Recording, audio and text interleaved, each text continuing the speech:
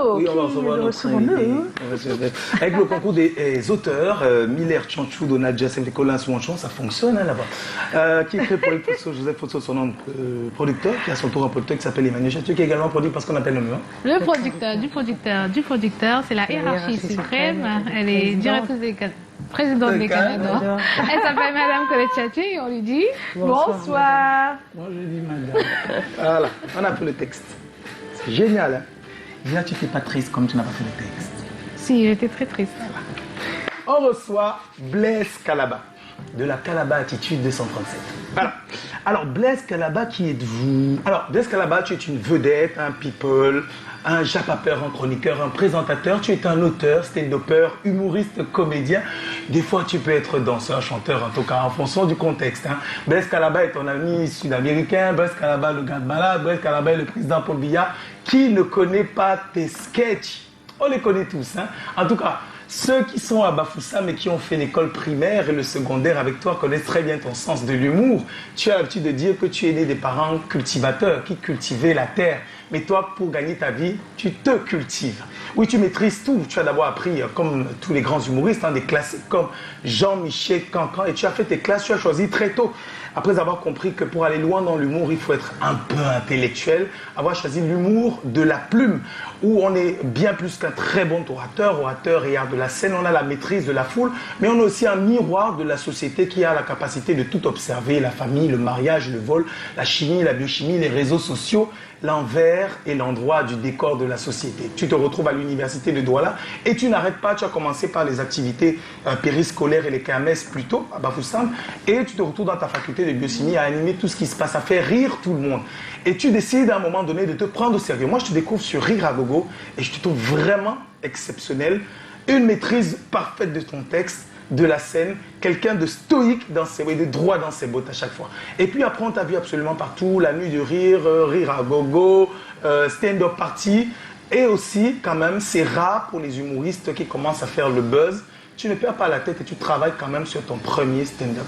L'humour dans l'âme. Il n'y en a pas beaucoup qui ont des spectacles construits comme le tien, et c'est bien, j'apprends même que tu travailles déjà sur le second. L'école est bien. Entre-temps, tu remportes quand même le premier. Puis la Castel Champions Ligue du Rire, c'est déjà pas mal. Et puis avec le temps, tu es devenu carrément un incontournable qu'on voit absolument partout au quart du tour. Chaque fois qu'il s'agit de faire rire, Blaise Calaba est forcément quelque part. Et bon, pour la première, c'est quand même bien de t'avoir sur le plateau de C'est comment. Bienvenue Blaise.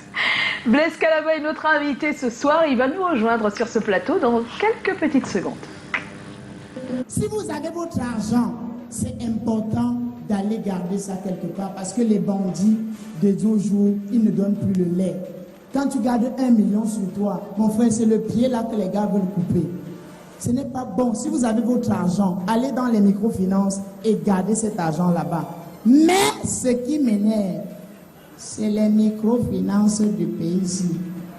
À l'entrée, tu vois ton partenaire de confiance. Une fois à l'intérieur, le bic de 50 a au moins 8 cordes.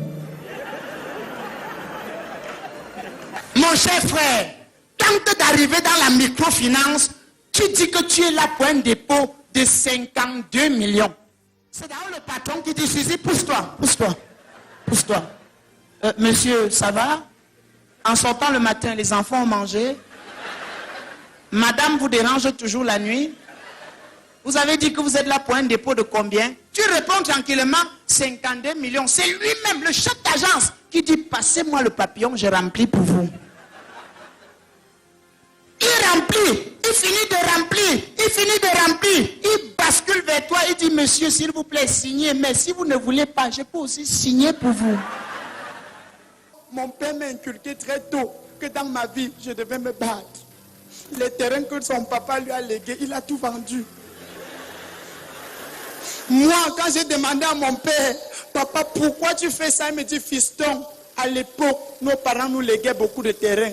Si Simo veut construire, il construit ici. Si Chatué veut construire, il construit ici. Si Fotoué veut construire, il construit ici. Si Tagaga veut construire, il construit ici.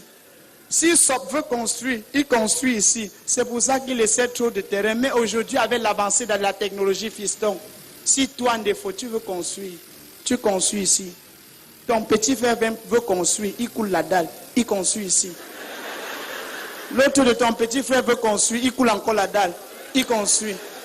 Ta petite soeur veut construire, elle coule la dalle. Les voisins veulent construire, ils coulent la dalle. C'est le vivre ensemble aussi, mesdames et messieurs. Dites merci à vos parents.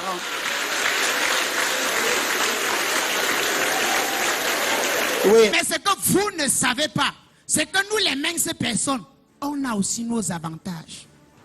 Je vous assure, l'avantage d'être mince, c'est que quoi? Moi, par exemple, si je veux voyager, je n'ai plus besoin d'aller à l'agence. Je traverse moi seulement le pont du Vouri, je m'arrête à Ndobo. Le premier cas d'Angote qui passe, je suis moi à Loum.